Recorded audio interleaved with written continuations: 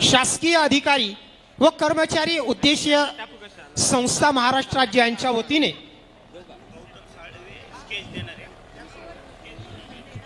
स्टेजवर गर्दी करू नका।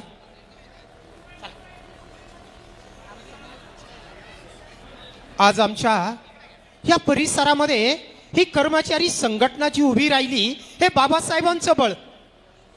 घटनेमध्ये आम्हाला आरक्षण दिलं, त्या आरक्षणावर आम्ही नोकरीला लागलो आणि आज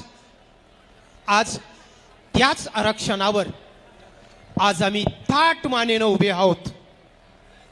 त्या बाबासाहेबांचे वारसदार